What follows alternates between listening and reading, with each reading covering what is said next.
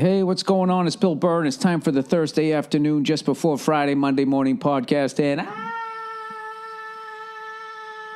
just checking in on you. I'm back in L.A., baby.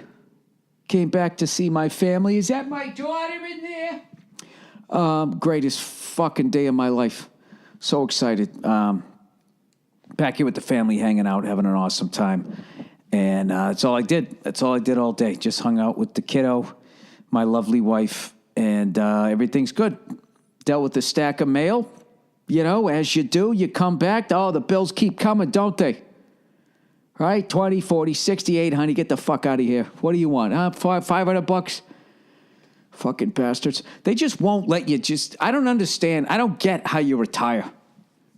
It's like you have to become you got to become like this feudal fucking landowner where you got a bunch of people with tuberculosis living in some shithole that you fucking own. That's the only way to not end this ride. Eating fucking Alpo, waiting for a bus. I don't know how you do it. They won't let you sit fucking still. Say what you want about the caveman days, how they only lived to be like 26 and they look like they were 105. These fucking people could chill out. Go out, you kill a fucking woolly mammoth. I mean, you got to be good for a while, right? Just fucking laying around. This is amazing. I guess then you got to fight off other shit that tries to kill it. Just, once you fucking, you killed some, you brought it back. Ladies! Let's go. Let's get a fire going, sweetheart. You just fucking sat around, you little fucking furry meundies. Made out of some platypus.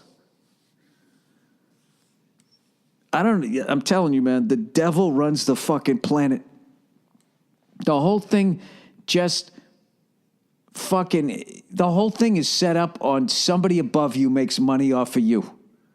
Right? And if there's no one below you that you're making money off of, then you're fucking eating dog food. That's how it goes.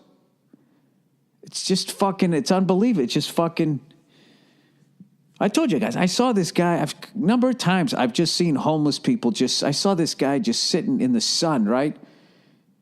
Burning up.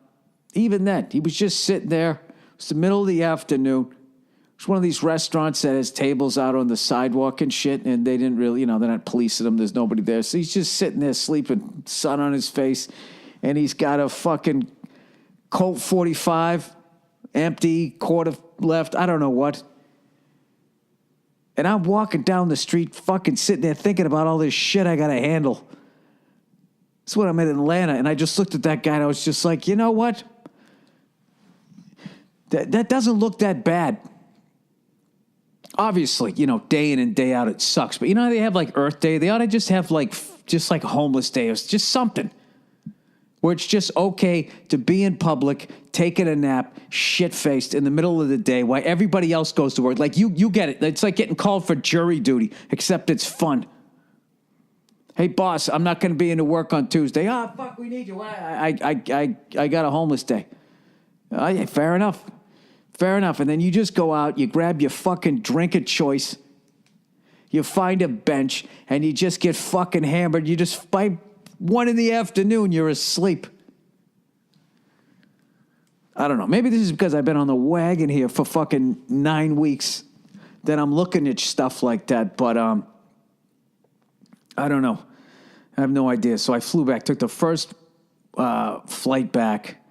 I can't wait to tell you guys about this fucking movie. I got to do a scene with one of my favorite actors of all freaking time and one of my favorite people. And I was having such a good time, I didn't even get a goddamn picture with them. Which is always fucking, you can't really do that. But I know that I already knew this guy before I did it. But we should have got a fucking picture. But anyways, so on the flight back, I watched Cool Hand Luke, one of my favorite movies of all time, and Fast Times at Ridgemont High. It was just, both movies totally held up. And one of the greatest fucking lines that is never quoted in Fast Times at Ridgemont High is Damone when he knocks up Jennifer Jason Leigh. And once he goes, you know, is it mine? He goes, yeah, it's yours. He goes, you know, I suppose you want me to pay for it? Oh, my God, what a fucking line. I suppose you want me to pay for it. It's like, buddy, she's fucking giving you a do-over. You just fucked your whole life up. You fucked her life up. She's giving you a fucking do-over. If you can live with it. If you can fucking live with it. You know what I mean? You know something? I can't even talk about that because I don't even know where the hell I stand on that thing. I don't even know where I stand. But like when people say it's a taking of a life, I'm like, yeah, it is. It is. And my argument is if you didn't have that procedure, there would be a person. Somewhere along the line, somebody got whacked because there's one less person here. That's all I'm saying. I don't know who the hitman is. You know, you're sort of the Don. You know, if you have the procedure done, you say, hey, you gotta fucking take this guy out. And then the doctor goes in. He's like he's that dude in the white suit and the Untouchables. Really, Bill? You're going to fucking joke about abortion? I don't know. I don't plan these things. I just start talking. You know, and I got some fucking twatty McFucking cunt face giving me shit that I got too much sports dribble on this thing. Really? Dribble? Like the fucking shit coming out of the side of your mouth when you're sitting there watching the goddamn Kardashians? Is that what you want me to talk about? Oh, did you see what Miss New York said to Flavor Flav? I don't give a fuck. But, you know, if you're into it, that's your thing. It's your thing. It's your thing. Watch what you want to watch. I can't tell you. Anyways, so I watched Cool Hand Luke, and I haven't seen that in a minute. I forgot how creepy, what's his face? Oh, my God, I just fucking flaked on his name. Kennedy. George Kennedy? Is that his fucking name? Oh, Jesus, Bill. I got to look it up now. George Kennedy. He's a big motherfucker, and he had a pot belly, and he lived to be like 91 years old. That doesn't happen. Those big guys, you know, they slap people around for 6 decades, and then all of a sudden, they're just face down in a newspaper. Mike, are you okay? Hang on a second. Is it George Kennedy? Yeah, that's it. George Kennedy. When you know the girl who washes the fucking car, he keeps calling her Lucille. Her name, it's gotta be Lucille. I gotta watch it again to try to get his accent down. She was over there washing that car, and only a pin hold it together. I didn't understand, like, they couldn't, like back then, they couldn't talk about, like, prison rape and shit. So they just had these guys sitting in there, like, reading, like, dirty fucking stories about, like, Red Shoe Diary shit to each other. And then what? They get all fucking frustrated. I mean, at that point, somebody's going to fuck something or beat the shit out of somebody, but it never does. But anyways, what a goddamn great movie. I fucking love that movie. Yeah, well, I love how that's his fucking attitude. Yeah, well, you know, his mother comes to fucking visit him.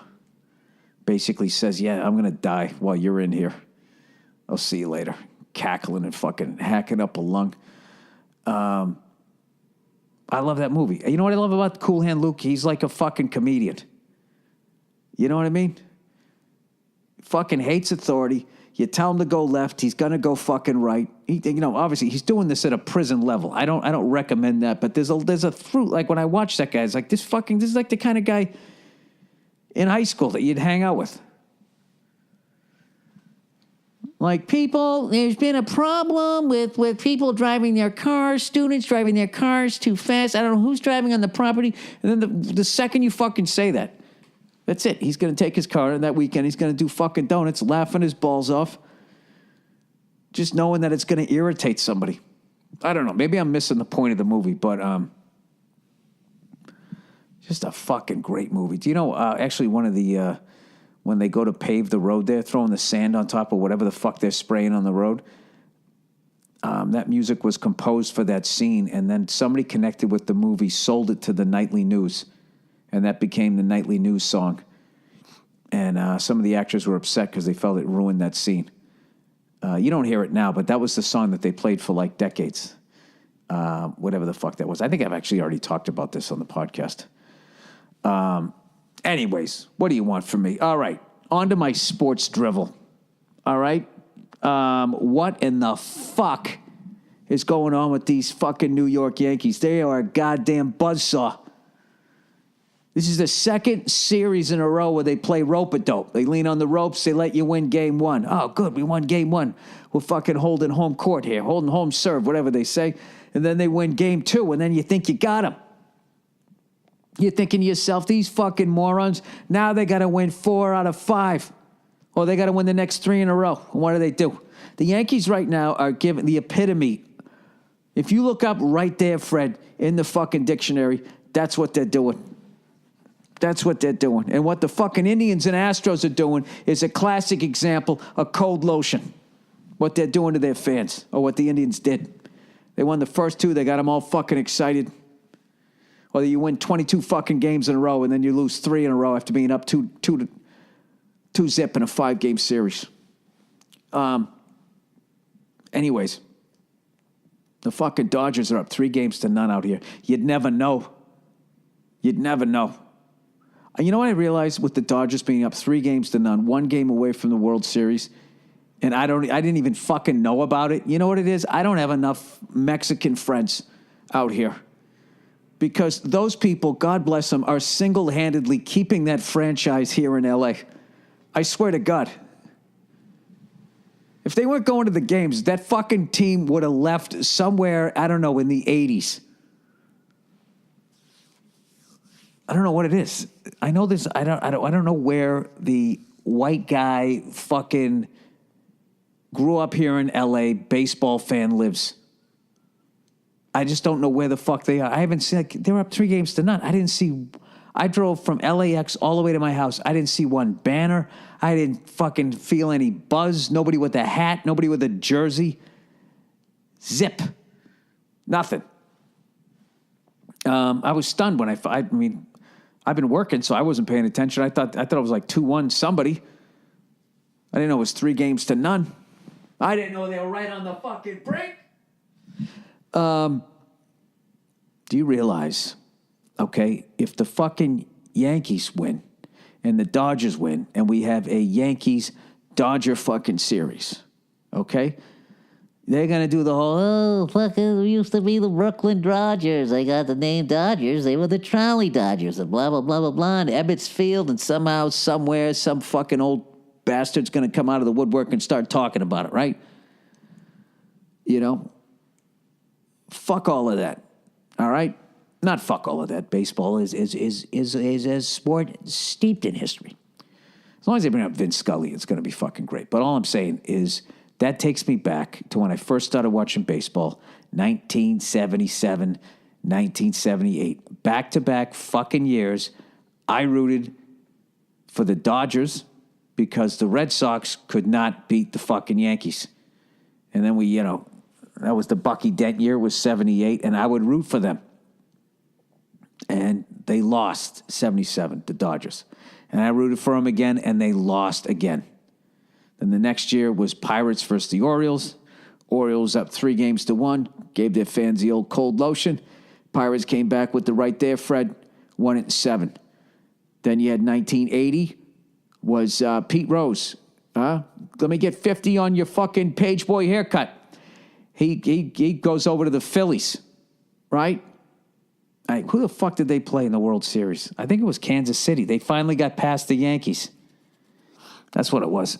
Every year I root for Kansas City, then they'd lose, and then I root for the Dodgers. Kansas City got past, and then Pete Rose fucking led the Phillies to their first World Series victory in 100 fucking years. They won one in like 1881 or some shit, and then 1980. They were actually the Cubs before the fucking Cubs. Just everybody forgets. Then 1981, the Dodgers play the Yankees again, and I'm like, what the fuck? You know? Third time's got to be a charm, and they finally fucking won. I believe that was with Fernando Valenzuela, wasn't it? Dave Winfield, and poor Tommy John played for the Dodgers in 77, lost to the Yankees. Played for the Dodgers in 78, lost to the Yankees. And in 81, he switched teams. He plays for the New York Yankees, and he loses to the fucking Dodgers. Oh, Jesus. Can you imagine how quiet that fucking ride was home with his wife? My goodness. Tommy, at least they named a surgery after you.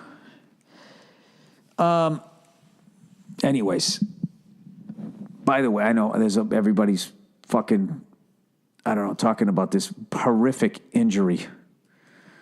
I got to make sure I get his name right. He's brand new. Is it Hayward? That poor fucking guy. I'm going to write Hayward. Is that guy on the White Shadow? Hayward. Gordon Hayward.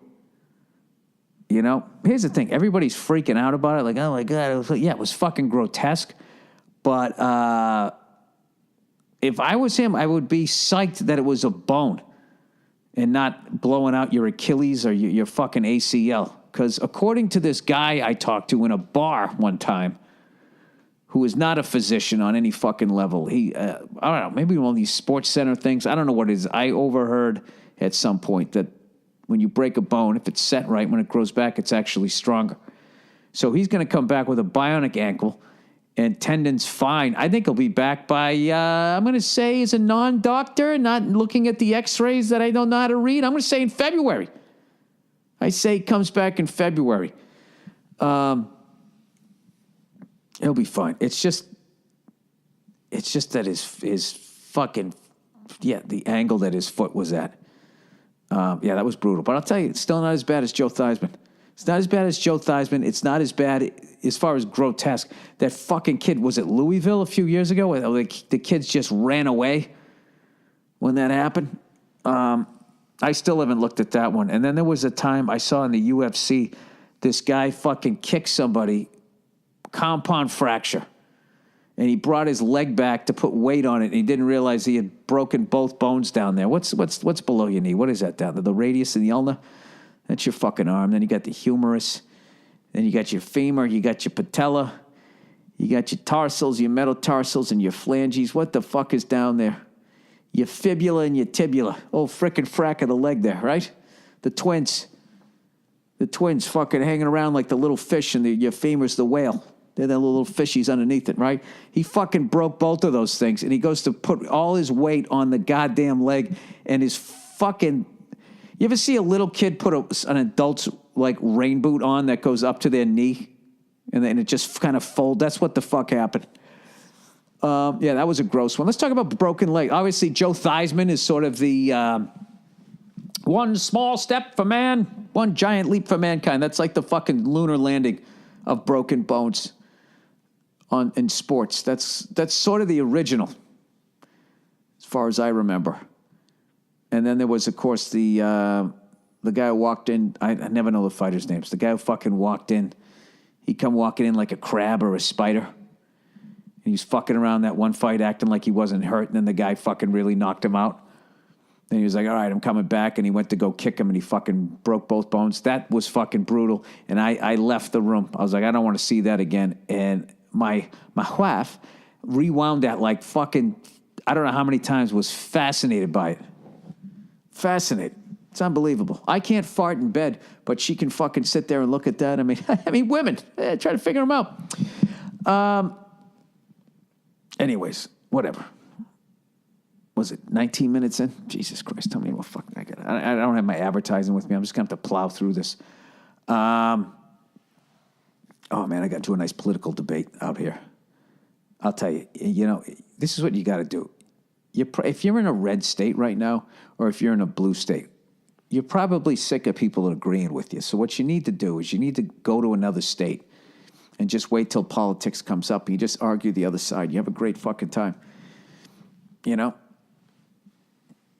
Like, when I'm in a red state, if I say anything about Trump or whatever, like, people, their heads almost explode.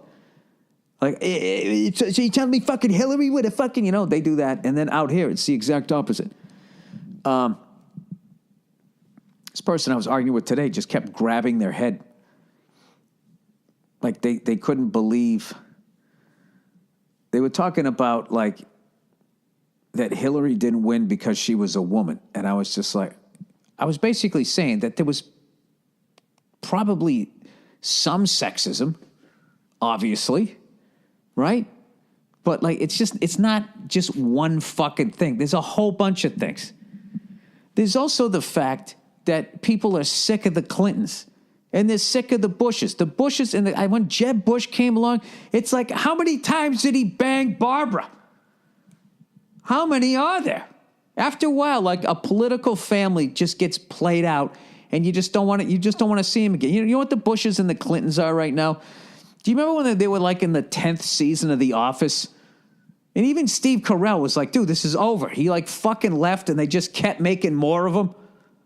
That's what the Clintons and fucking Bushes are. It's just, it's over. It's over. Get your residuals and ride off into the sunset. They just won't do it. They keep coming back for another season. Yeah, it's unbelievable. So if you bring up anything that Trump does to Trump people, they lose their fucking minds. If you bring up anything that like all they see is what the other person fucking did, it's unreal. That would be like me as a sports fan not being able to see like how amazing it is what the Yankees are doing right now. I'm not saying like, you know, I can't say I'm rooting against them. I got to be honest with you. As a fucking Red Sox fan, 49 years old, for me, the movie was old. For me, did I just say? I said that for real. For realsy? For realsy. I just feel like for me, 2004, that was it. That was the end of the movie. Roll credits. You know, it's fucking over. You can't chant 1918 at us anymore. No matter how much you say we choked, we're never going to choke more than you guys did. That was a historical fucking choke. No one's ever done that. No one will ever do that again with a $200 million fucking team. No one will ever be first again. You know what I mean? They'll be the Kobe. They won't be the Jordan of choking. They'll be the second one, doing what had already been done. So to me, that was the end. Roll credits. It's over. And then we won 2 more. So who gives a shit? What are we going to catch the Yankees? There's 30 fucking teams now. That you can't. In all of those sports, you can't. You know? Unless you got 2 teams going at it. Like Celtics and Lakers. Although the Lakers caught up with the Celtics even as all these teams increase. So I fucking hate saying that as a Celtics fan. But what they've done, I feel, is the most amazing. They've won the most championships in my fucking lifetime since 1968. I fucking hate saying that, but it's true. These fucking bastards, they could build a team, and then when it went into the free agent thing, they had all these fucking whores out here, all these starlets for these fucking guys to bang, and they had the great weather, and we just couldn't keep up with them. We couldn't keep up with them. We had fucking winter, we had racism and shit. They got racism out here too. Jesus Christ, racism's fucking equal. But, so then the tipping point becomes the weather and the Hollywood fucking hoo-was. I mean, right there, it's over. It's over. It's fucking over. We got palm trees and Hollywood fucking hoo-was. All right, what do we got? We got the Freedom Trail and Sam Adams beer. I mean, come on. You're just not going to get some... You might want to get one of those big, goofy European guys to fall for that shit, but you're not going to get an American. Anyways, I know what the fuck I'm talking about here. I will say that this is the fucking thing. Houston Astro fans, I'm apologizing now because I love your uniforms. Reminds me of the fucking Orange Crushers back when they put the real fucking sugar in them. Uniforms were great. Tell you had a rough 3 games, okay? Did you guys notice? All right. I was joking with this comic, Giannis Papas, right? I was joking with him how, he's going, Houston's a strong team at home. And I was like, all right, but like the Yankees fan base, like the sound of the crowd is they're used to winning and there's an expectation. Even though, a drought for them as they haven't won since 2009. Okay? There's an expectation. And they have a level that's unacceptable. Okay? And there's very few crowds. You hear that in a Celtic crowd. You hear that in a Yankee crowd. I hate to say this. You hear that with Montreal Canadian. But they're hanging on by the fucking skin of their teeth because it's been so fucking long that they, at this point, have 2 generations that have never seen a fucking Stanley Cup. So what you need that continued fucking success to get that train fucking rolling, all right? Houston Astro crowd, I mean, you guys sound like, you guys are one of those towns where it's a playoff game and your big fucking deal is everybody's gonna show up and wear the same colored free t-shirt. You know what I mean? Somebody going, "Are you ready?" Right? Doing that dumb shit. I don't know. I don't know if you need to win a bunch of championships to get that fucking sound, but I don't know. You don't hear it that often. And when I listen to the Yankees in October, the Celtics in fucking May and in June, the old Forum had that sound. I think, if you sit in the upper deck at Staples Center, I think you'd probably hear it. But like Staples Center, as I've said for a long time, one of the most hostile fucking venues there is. It's just, if you got money, you're down below. And if you don't, you're up top. Go fuck yourself. And the moat in between is just 3 stories of luxury boxes. I mean, I don't know if you've ever gone to a third world country where there's like 10% of the people have like fucking all the money, and then everybody else has a tin fucking shack. The Staples Center, that's the way it's set up. Anyways, so who knows? I'm going to watch that Game 6 if I'm not working. I don't know when the fuck it is. I think Friday. I'm working. I'm in Austin.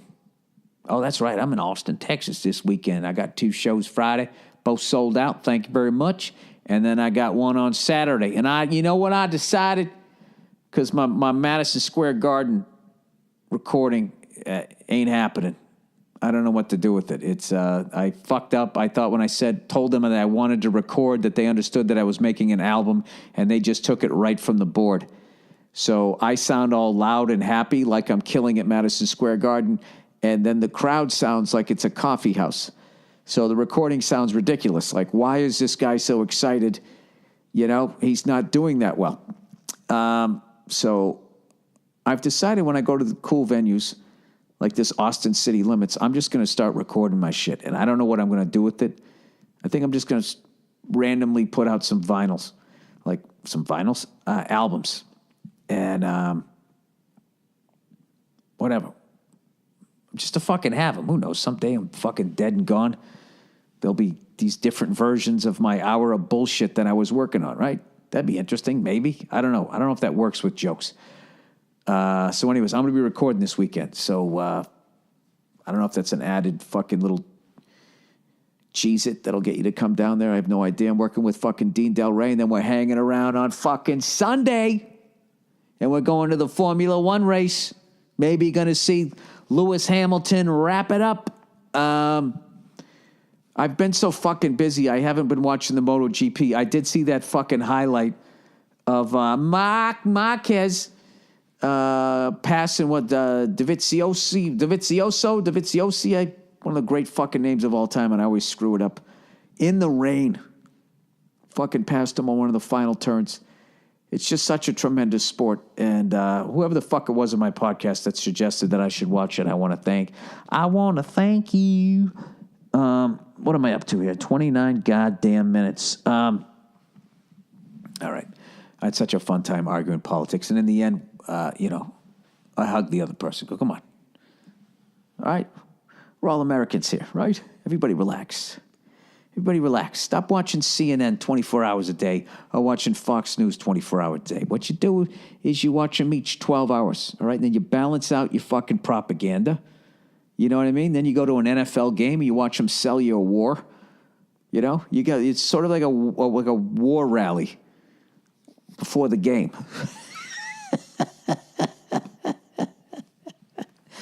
They do everything but ask you to buy war bonds.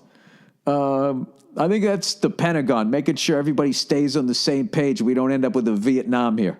We don't need a bunch of fucking hippies out there burning their fucking draft cards. You get what they just get everybody out there to support the troops. And I don't know. I'm a cynical motherfucker. You know, I feel like they're using those kids. I'm probably wrong. I am a fucking idiot, but I don't know. I don't know about that one. At the very least, at the end of all of it, even if the Pentagon and everybody's heart is in the right place, the fucking NFL's making money off of it, and it's so fucking gross. It's gross. Just stay in your own lane. Okay? You know? Hey, you know what the NFL has in common with our fucking military? They don't take care of their veterans either. Oh! All right, I'm done. I'm fucking around with you guys. See if I can get a little bit of hate mail. All right, you want to talk music for a second? You know what I finally downloaded? I downloaded, I can never admit, not a Love Supreme. Stank on ya. There was Andre 3000, and then there was the other guy. I just downloaded because I like the fucking drums. You know? My brain doesn't work fast enough. For some of them, to me, this is modern music. I'm so far behind. It's fucking ridiculous. What the hell did I? What did I download? What is the name? Not Stank on You. What the fuck is? That's not what it's called, is it? Outcast. This has to sound like your fucking parents. You know, I like that the Outsiders. Dad, it's Outcast. Not even then, because this is like fucking 20 years old at this point. 2000, 17 years. Yeah. Stank on you. There you go. And I got to be honest with you, I downloaded this shit because I thought that this would be a good bass drum exercise right here.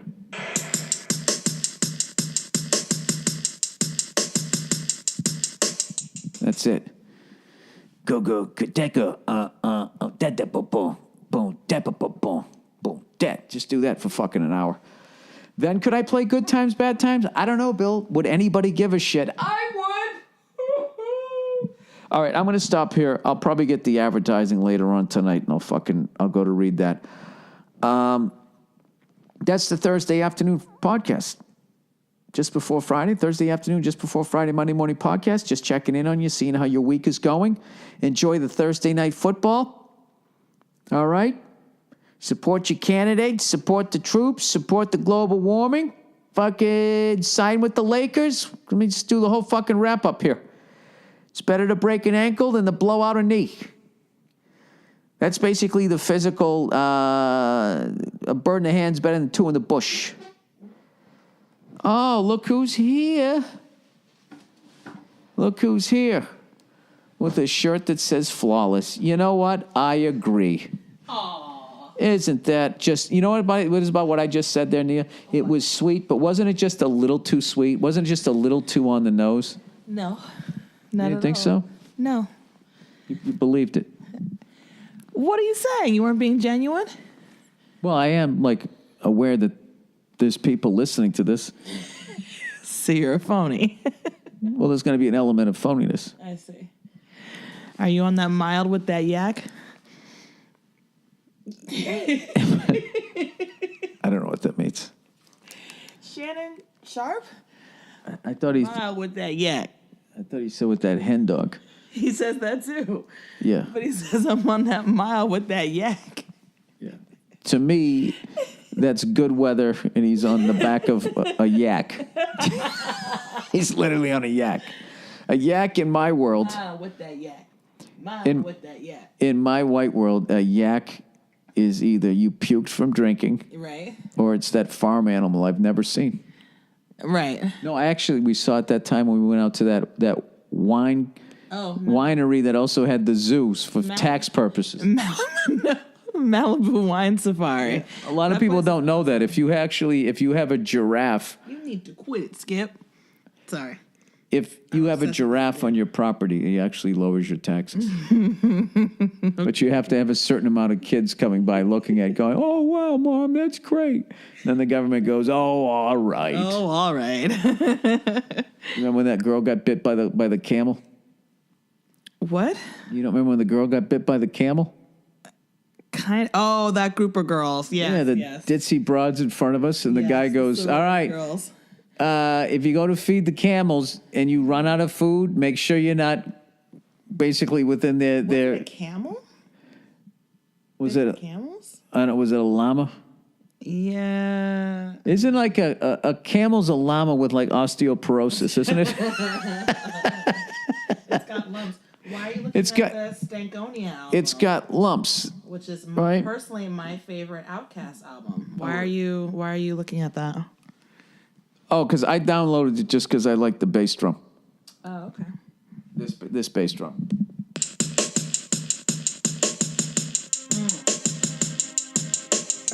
That's it. Nobody don't pass me. I'm just so fast, so clean. Ready to go, good.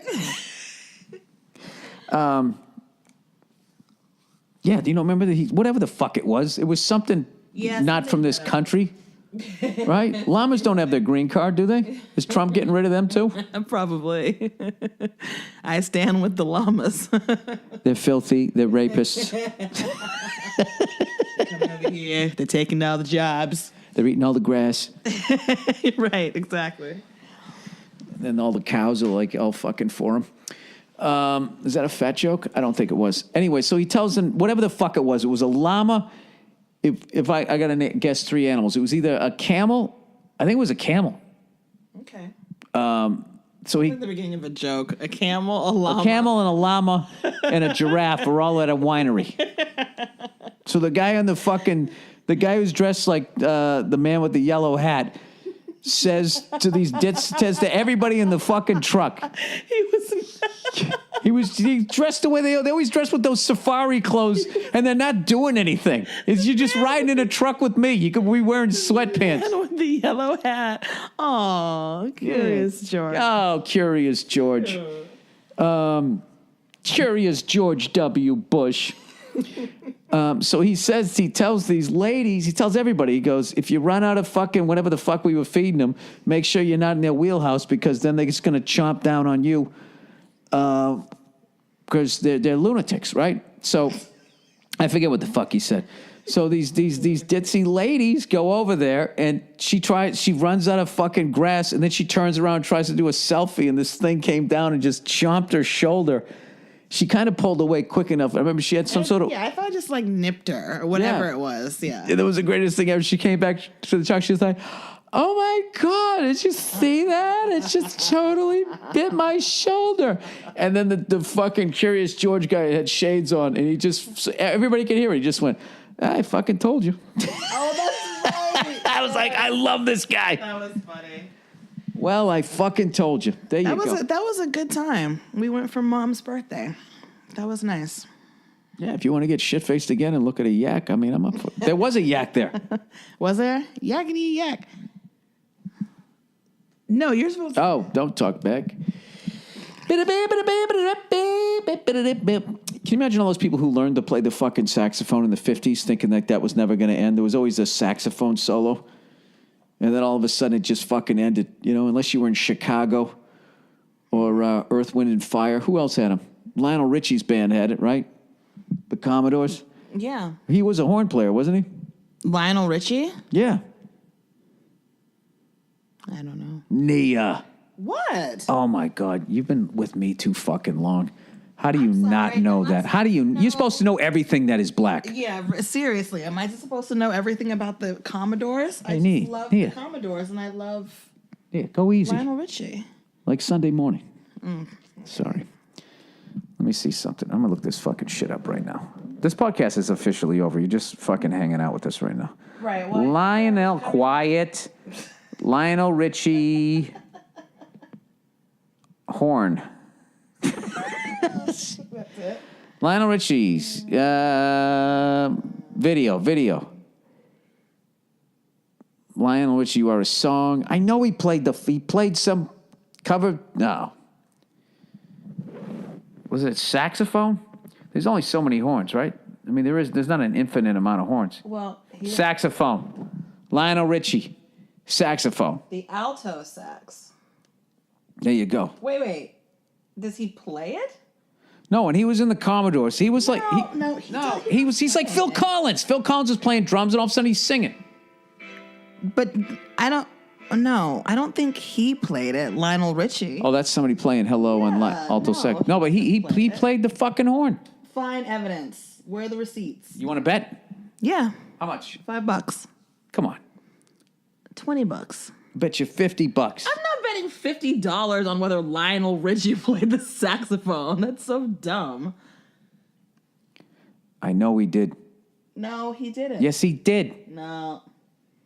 Isn't that funny? You're scrolling through Google Images. Because I didn't... Single image of Lionel Richie playing any kind of horn. French, saxo, any of that. Saxo. I don't know what I meant by that. Hello. Commodores. Horn section. Here we go. You motherfucker. He didn't play the horn. I've seen the video. He could play it. Find it. Oh, look. There he is playing the piano. He's multi-talented. He's singing. Well, we know that. He could probably cook, too. I know he did. Doesn't look like it. Well...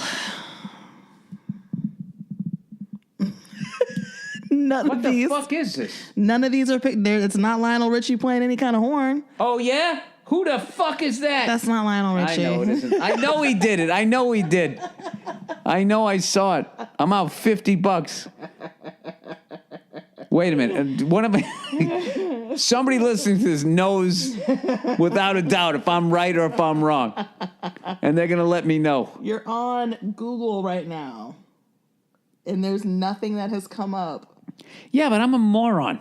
Well, obviously. Oh, really? Oh, Jesus Christ. I know he did. I know I saw him playing the fucking thing. Wait, who's the lead singer of the Commodores? Because it wasn't him. I do not know. All right, fuck this.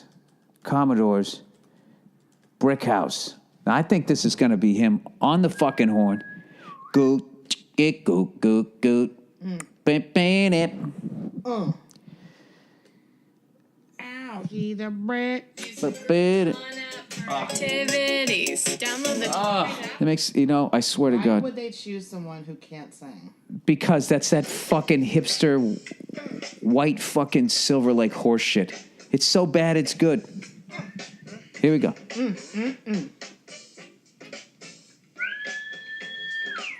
Where's Lionel? I'm telling, that's him right there. Ow, she's a brick. I'll bet you $100. I'm gonna tell. Ow. No, we already settled on 50. Just letting it all hang out. Ow, she's a brick. House. Got the black dot on the snare. Very 70s. Come on. Ain't holding nothing back. Ow, she's a brick. He's right there with the saxophone. Sorry, my daughter's sleeping. Where? That's not Lionel Richie. That's not him. Lionel Richie.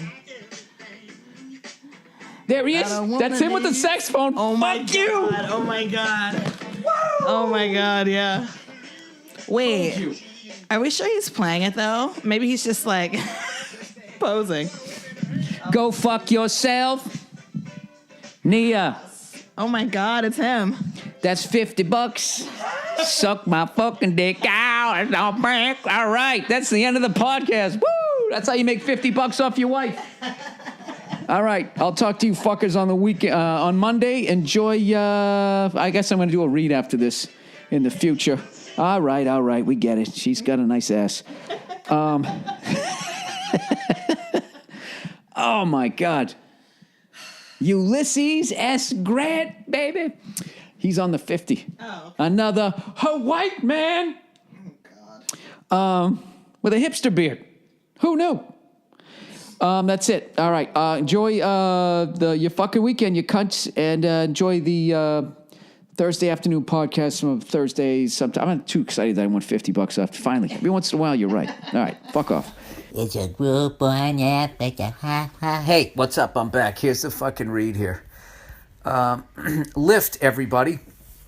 Lyft knows that their drivers are what keeps them moving. Oh, geez, they're really on it, aren't they, Nia? So they do everything they can to make sure their drivers are happy on every trip. Lyft is the ride-sharing company that believes in treating its people better. Lyft believes that being a ride-sharing driver should be fun. If you're having a good time, so are the passengers.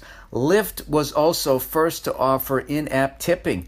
When you drive for Lyft, you keep 100% of the tips. Drivers have been paid over $200 million in tips since the feature was first introduced. Express Pay lets drivers get paid almost instantly instead of waiting weeks. Almost instantly. There's a loophole there.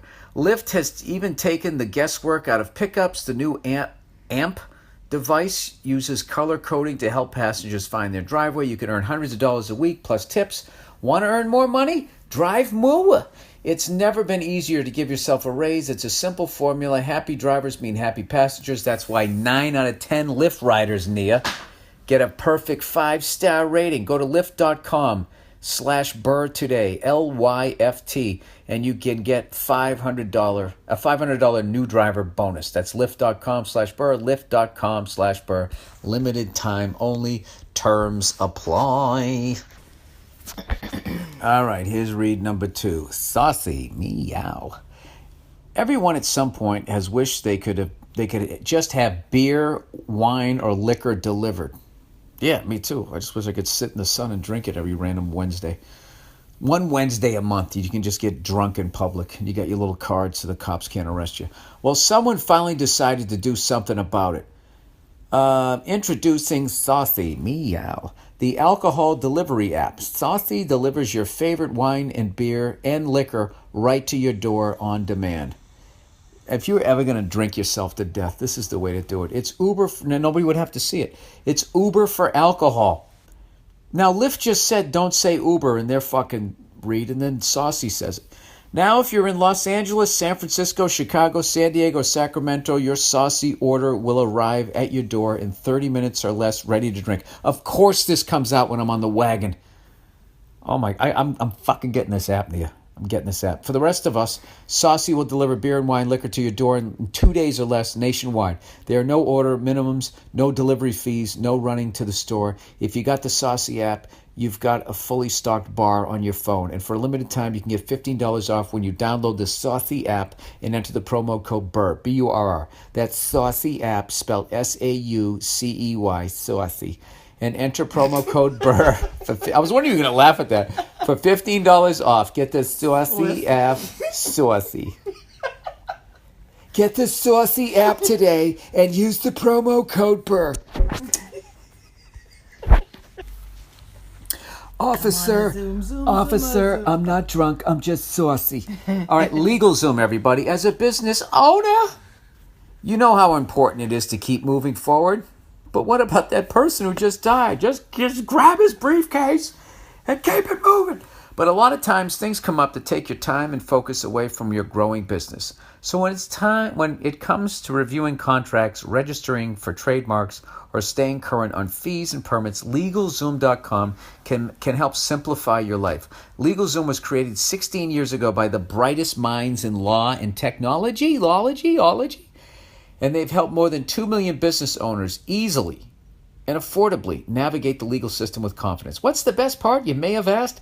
You never have to worry about a fucking attorney's billable hours piling up because LegalZoom is not a law firm. Instead, you get the advice you need to answer your business questions at fixed rates through LegalZoom's nationwide network of independent attorneys.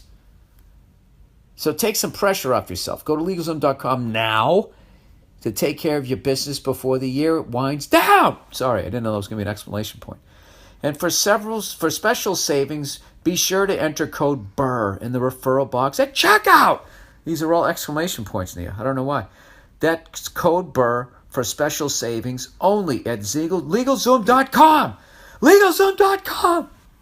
All right, that's it. Enjoy the Thursday throwback podcast from a Thursday from a while ago.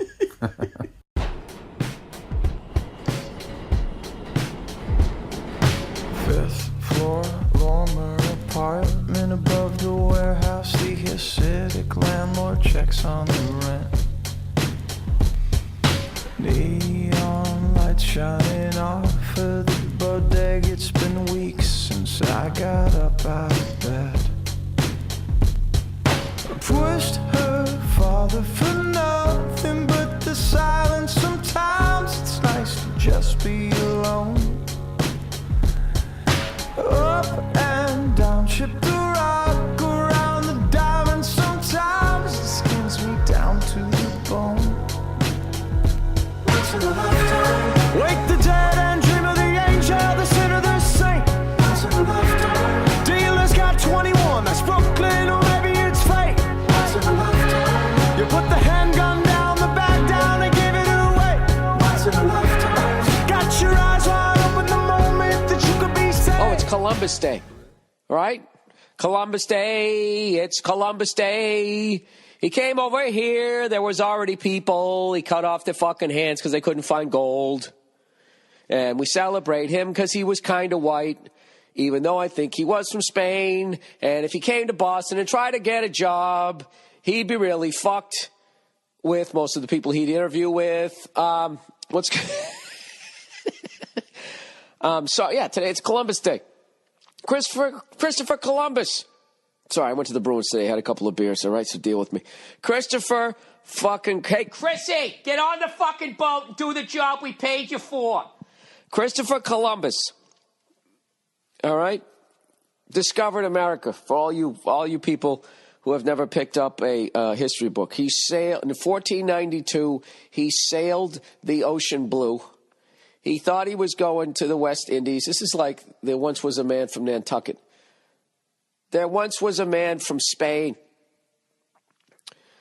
who had in his balls a pain. He couldn't get laid. He tried every day, so he said, fuck it, I'm going to sail so I have something to talk about. I don't know, guys. This is funny to me, and I'm buzzing pretty fucking good, and I really don't give a shit. I do give a shit. I care. I care about you. And how did you enjoy Columbus Day? What did you do? Did you put on like a fucking George Washington wig and stand on the neck of the tannest person that you know in celebration of all the great things he did? I've always had difficulty once I got past a certain age with the fact that guy, they said he discovered it for Europe. He didn't discover it. There was already people here. You know what I mean?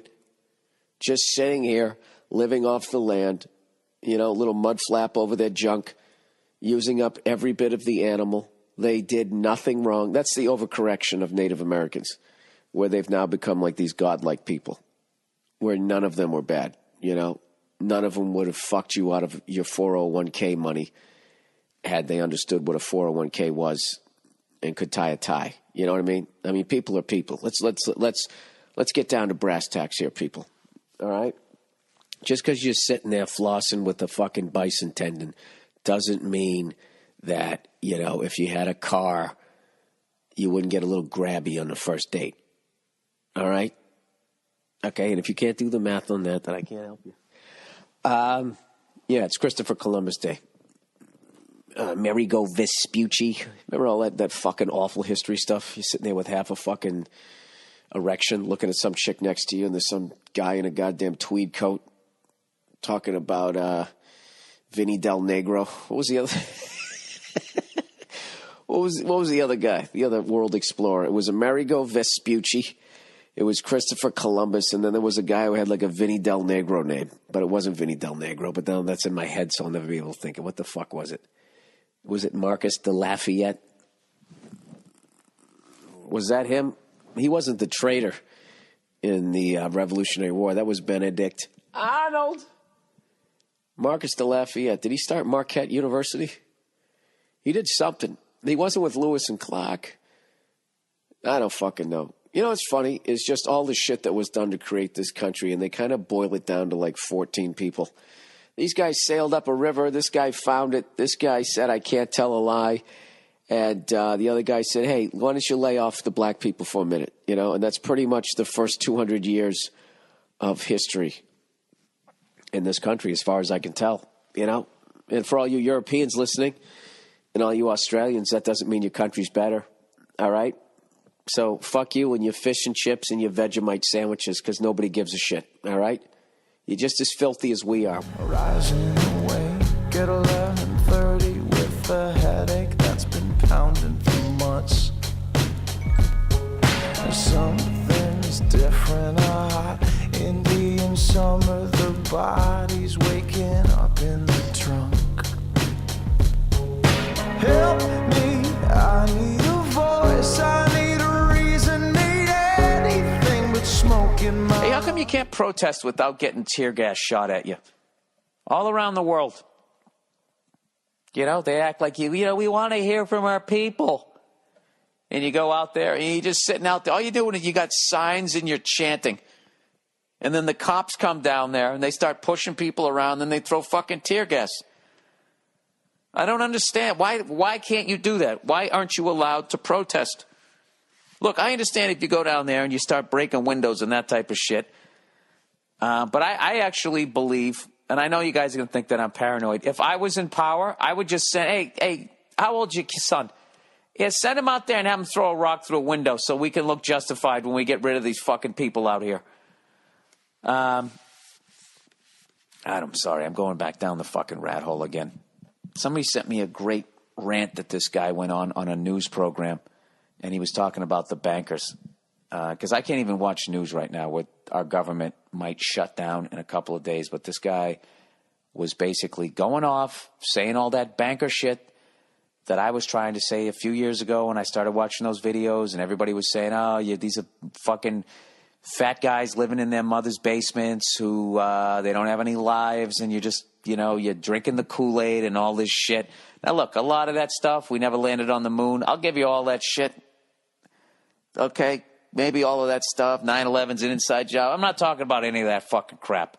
But that banker shit, I'm telling you, that banker shit is dead on. Dead fucking on. It's not the left. It's not the right. It's those cunts right in the middle with money on both sides of the ball. It's those guys. And I have to tell you, dude, the fact that the president only makes $400,000 a year, and that just the way they frame it, like, oh, he's a public servant, and it's the biggest crock of shit out there. The only person who would take that job, you'd have to be the biggest fucking yes man on the planet just to get there. Who the fuck would run for a job where it costs $100 million to get it so you can make $400,000 a year? That isn't a red flag to anybody. Then you get to go around giving speeches $1 million a whack, like that isn't your kickback for fucking pushing through whatever they wanted. I just think it's so beyond corrupt. And I used to think shit like, I can't believe we're letting these pencil pushing banking pussies push us around, but it's not them. It's the fact that people will do anything for money. So when you have that kind of money, you can hire psychos, and I don't know. You get that Lincoln Town car ride, the convertible in Dallas. All right, I spoke about it vaguely, but you know what I'm saying. Flush it down, watch it spin around to freedom. The bathroom floor is temple for some. To the left, wake the dead and dream of the angel, the sinner, the saint. To the left, dealers got 21, that's Brooklyn, or maybe it's fate. To the left, you put the handgun down, the bag down, and give it away. To the left, got your eyes wide open the moment that you could be saved, and you're walking out.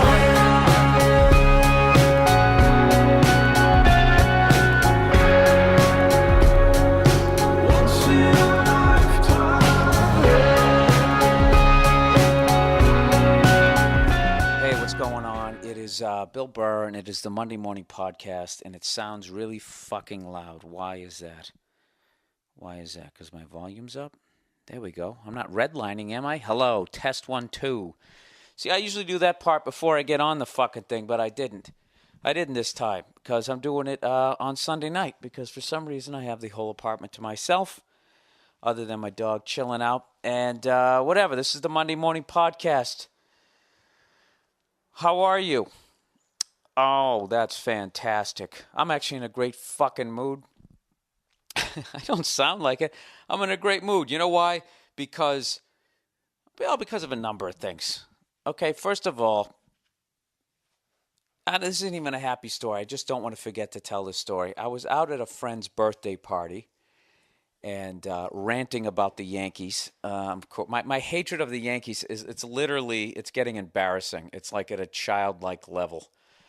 I get infuriated every time somebody brings up the Yankees and they don't mention that they've spent $200 million. Why wouldn't they be up 2-0 over the fucking Angels? Okay? It just annoys me, you know? But I have to stop because people out here don't give a fuck. And I'm talking to like some guy from fucking Milwaukee and he's like, yeah, you guys kind of take our players too, so I don't really give a shit. And I'm like, no, but the Yankees are in our division. What the fuck are we supposed to do? We're trying to end an 80-year curse that one fucking time, right? They're spending $200 million. What are we supposed to do? Baseball's not stopping them. What the fuck? See, look, here I go again. Just like that awful Whitesnake song. So anyway, I'm at this birthday party, right? I'm sitting there. I'm having a couple of Budweisers, because I want to. And this lady comes over, it's the birthday time. Happy birthday, dear douchebag, right? And they bring it's not douchebag, but they bring the fucking cake over, okay? And then little Susie Miss Cunty Box starts cutting up the fucking cake, There's always that fucking, soccer mom to be who just has to all of a sudden start fucking running things like the fucking control freak that she is. So I'm sitting there drinking beer, and she comes over with this fucking piece of cake. And she just sets it down. Here, you want a piece of cake? And I'm like, no, I don't. And she goes, why not? First red flag that I'm dealing with a pushy cunt. Would you like some cake? No, I wouldn't. Why not? Because you fucking asked me that, and that's what my inside said. No, I don't want cake. I got to give you a follow-up. Fine, you want a follow-up fucking answer? I'll tell you why. Because the cake is blue. It's a blue cake. She goes, that's not the cake, that's just the dye. And she walks away and leaves the cake there. Stupidest fucking response ever. That's not the cake, it's the dye. You mean the dye in the cake? I get it. All I do is just eat the cake part. I don't eat the blue part. Exactly where do I enter the cake to get to the part that actually looks like fucking cake and doesn't look like you spilled one of those roofie drinks on it? Oh, it just fucking annoyed me. And then I'm watching her bouncing around just handing people cake with her stupid skirt and her smart-looking fucking shoes. Little Miss fucking PTA. She just looked like the kind of fucking broad that, has got nothing better to do. This is her future. She's going to have a couple of fucking kids, and she's going to be all involved in the fucking school, and she's going to know everybody's goddamn names and just, and it's just going to be her agenda. And her agenda is going to fucking pass. The same way I said no to the cake, and this twat does not take no for an answer. Would you like some cake? No, I wouldn't. Why is it socially unacceptable for me? I should just pick that fucking piece of cake up with the plate and just mushed it. I said I didn't want any. Right in her fucking face. There. My face is blue. Oh, that's just the dye. Fucking douchebag. So anyway, sorry, I had to get that out. I actually had a great week.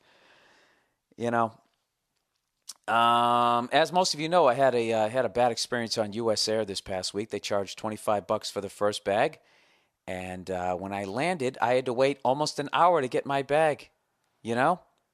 And I actually got the email, and I promised you guys I was going to complain to them.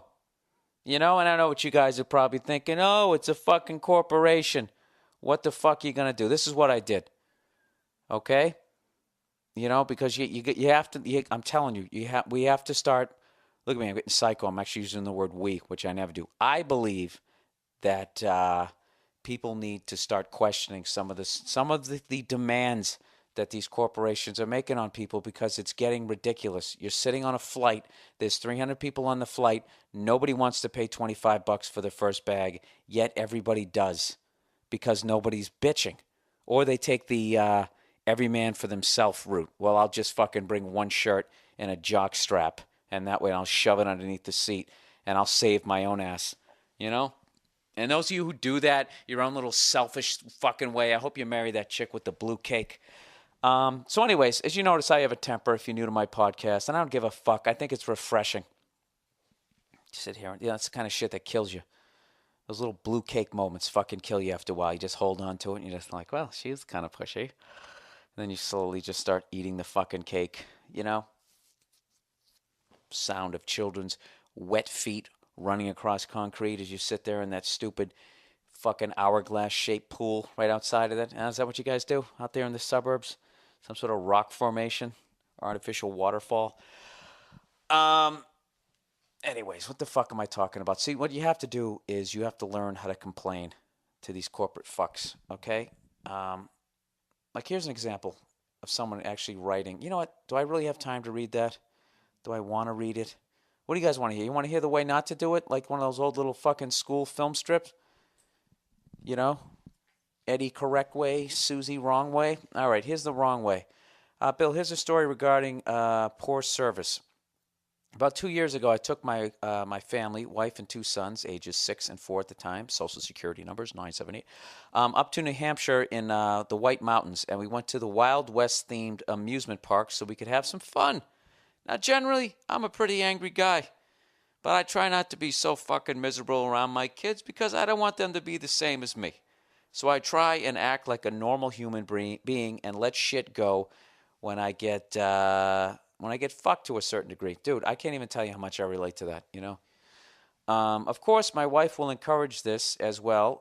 Just calm down. Everything will be all right. I don't understand why you get so upset.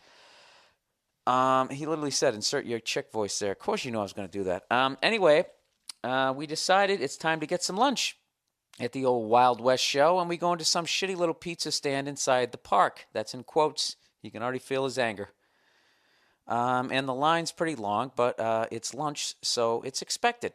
I then tell my wife and kids to wait outside as I will order for the kids, and so the kids don't get antsy, you know, take them over to some fucking struggling actor dressed as Winnie the Pooh while I go get the pizza slices, basically. This is how I'm going to start compensating for my fucking bad reading out loud skills, is I'm just going to start paraphrasing. Anyway, so as I waited about 20 minutes to order, I'm looking at the clusterfuck that's going on and passing for an organization behind the counter. Apparently some mid-40-ish-year-old douchebag who does the hiring has decided it would be great to hire all 20-year-old chicks or chicks in their 20s with Russian-based, from Russia, based on their hotness. Sorry, guys. And they were pretty hot. Well, I'm a married man with my wife and kids with me, so at this point, I don't give a fuck I don't give a fuck, as I'm not banging any of them anyway. So I finally order, and I begin to wait. After about 40 minutes of waiting, my oldest son comes in and tells me his mother sent him to ask where the food is. Now, keep in mind that this is a full 60 minutes with no food in his mind. So I tell him to go back, and I'll be out soon. Now my wife sends him back because she doesn't want to lose the prime dirty table that she has cleaned herself. Ugh, those amusement park tables are the worst. So I ask in a polite way when my food will be ready. Can't even fucking read. And this Russian looks at me and says, in 5 minutes. I then watch her go over there and reread my slip, and then I watch her sprinkle the bullshit toppings that I asked for on my piece of cardboard shit that I'm paying $25 for to begin with, and she begins to cook it. I then ask her if that's what happened, basically saying, did you forget my fucking order? And she says no. So I'm fucking starving and I'm furious, so I start acting like a fucking asshole and I start talking really loud, saying that I've been here for 40 minutes waiting and I'm watching people leave before me who ordered after me, and then I say, just tell me. Oh, my phone's ringing in the other room. I have to ignore it. He goes, just tell me that what you did. Just tell me that you did what I know you did and that you made a mistake and that you just made my pizza. You're basically Joe Pesci in Casino. I'm going to give you the money. Just tell me you gambled, you fucking degenerate piece of shit, right? So it's at this moment I should have realized that I'm 36 years old at the time, about 6'2" and 200 plus pound, yelling at probably a 5'10" skinny Russian chick who's about 22 years old. But, of course, I didn't. However, some cunty 45-year-old chick sure did, and starts, I guess this is another customer, and starts to butt in and tell me to leave her alone. I then blow up and tell her to mind her own fucking business, as well as you should have. Anyways, I'm sorry, that was the blue cape woman. seeping into this. I tell her to mind her own fucking business and stay the fuck out of it. And I turn around to the other 25 or so people waiting in our already paid douchebag section, holding our slips, and I try to garner some momentum and say something like, "Aren't you all waiting here too? This is ridiculous, right? Blah, blah, blah." It was then that I noticed my 6-year-old with his eyes and mouth wide open looking at me in either awe or shame. I'm still not sure which. So I ask you, as another angry guy, do you think I should have just kept my mouth closed and continued to be part of some fuck-up scenario in which some retard wants to fuck a young Russian and I have to suffer by receiving poor service, or continue to call out bullshit when I see it? All right, Steve, you were 100% in the right there. All right. No, you shouldn't start screaming, and yes, you shouldn't do that in front of your kid. What you should have done was you should have asked to see a manager, and you should have complained. And what you should have done was, basically there's a magic word that you use in there, and it's not fuck. It's unacceptable. Okay? You just have to keep your cool, and you say, listen, I've been waiting here for 50 minutes for a slice of pizza. Okay? And when they go, oh, it's coming right up, just be, that's unacceptable. I just saw you put toppings. You read my slip. You put toppings. I feel that's what happened. I want to speak to a manager. And then when the manager comes over, you just tell him in a nice, calm tone what's going on, blah, blah, blah, blah. That's the way to go about it. And you just say, I want some sort of compensation. And when they say that they cannot give you any compensation, you just keep saying that is unacceptable, and you keep asking for people above them. If they are not there, you get a phone number. And when you get a phone number, then you write a fucking email, and you have to go that route. And I swear to God, good shit happens. Why? Why would I know that? Because this is the second half of my U.S. Airways story. All right? They basically, they sent me to their internet to complain that I had to wait an hour for my fucking bag that I paid $25 for. So I go onto their website. All right? I think I explained this last week. So, what do I get? What do I get from these assholes? They have a whole page where, as I'm trying to register to complain, they're sucking out even more information. So I just decided that was unacceptable. I'm not fucking doing that. So I called the number, and I called the people at US Air. I said very nicely, I said, look, I understand that you don't make the policy. I'm not upset with you. I'm upset with the guy sitting on the yacht with the U.S. Airways tie tack right now, sunning himself with my $25, And I want my money back. And they said, well, go to the website. I said, I don't want to give you all that information. And the lady said, well, that's the only way you can get your money back. And I said, well, that's unacceptable. I'd like to speak to somebody else. So she gives me somebody else. They try to take me back to the website. I say, that's unacceptable. I don't want to give you all that information. There's no reason for me to have to give you all that information. She goes, well, that's our procedure. I said, that's unacceptable. So finally, after just keep saying unacceptable, and I wouldn't curse, I didn't lose my cool, I wouldn't get off the phone, all of a sudden they have some new direct email to give me to some person at U.S. Airways, and all I have to do is leave my name, the flight I was on, what the situation was, and give them a callback number, and they'll get back to me within 2 days. So this is the letter I sent them. I said, my name is William Burr. I use William when I'm complaining. I flew U.S. Airways from Pittsburgh to Los Angeles, connecting in Phoenix, Arizona, Sunday, October 11th. I paid the outrageous sum of $25 to have my first bag checked. When I landed in Los Angeles, I had to wait 55 minutes for my bag. 55 is capitalized. As to stress, that is an outrageous amount of time. Anyways, I said, at no time during the hour-long wait did any employee of U.S. Airways make any attempt to inform its customers as to what the problem was.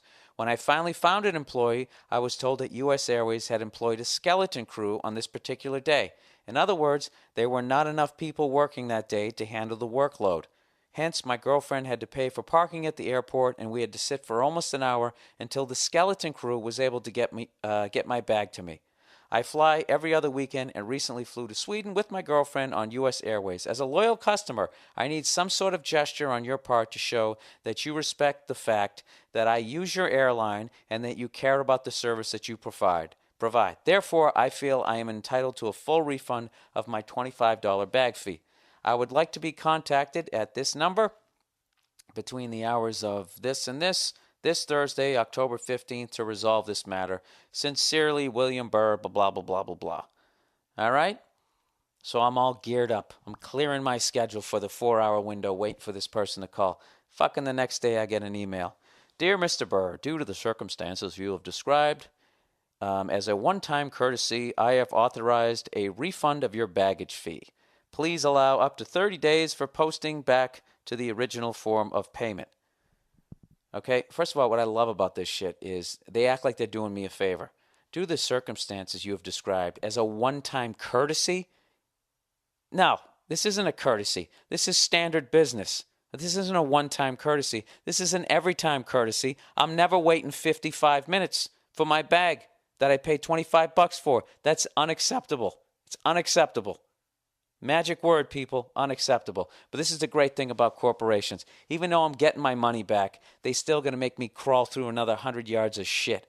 This is the next paragraph. While customer relations is unable to view our refund department's computer system, you may check the status of your refund via our website. Click on the refund inquiry link. Proceed to the check refund status link. On the following screen, input your 13-digit ticket number. Please direct all future refund status inquiries to our refund department. So wait, do I have to do all that shit to get my money back? I guess that's to view the status of it. It's going to take like a month. So, but anyways, there you go. So I did that.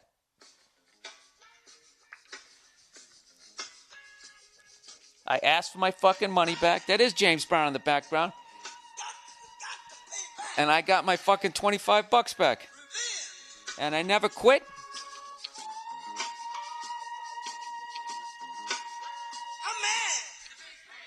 Sorry, I thought the I'm mad came quicker. I can never be a DJ. These fucking assholes, man. I got my fucking money back. I had to go through a bunch of shit, but I'm telling you, the key word is to say unacceptable. It's fucking unacceptable. And you know what? It is unacceptable. It's unacceptable that you got to pay $25. It's all bullshit. They're charging $25. You know why? Because American Airlines did it and they got away with it. And nobody fucking complained. I'm not saying you have to fucking complain, but you should. All right? Nobody is sticking up for regular fucking people. And I hope this little story will encourage you to complain. What is wrong with my voice? I've done too many shows. How many times is it going to crack? To complain. When it's time to change. Any fucking Brady Bunch fans out there? So there you go. I got my fucking money back, I guess. Although I have to check the status of it. Guarantee you I don't get it back, and then I got to remind them. Oh, yeah, that's right. And then they sit in the conference room. Jesus Christ. He's part of the 0.1% who actually checked the status of his fucking refund. So that's the new me. That's what the new me does. The new me, when I get fucked by a corporation, I do not lose my shit and curse the way I do on this thing. That's why I love this podcast. I just vent, okay? The new me is I basically, I keep my cool and I just say that things are unacceptable and I want some sort of resolution.